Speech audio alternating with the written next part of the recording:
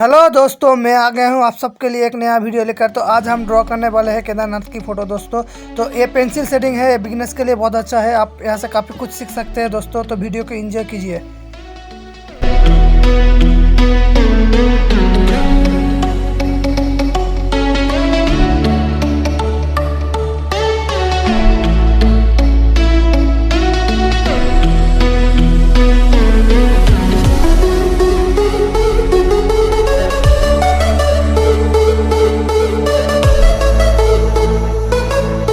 दोस्तों यहाँ पर हमारा जो आर्ट है कंप्लीट हो चुका है दोस्तों। इसके बाद चले जाएंगे दोस्तों शेडिंग पार्ट पे।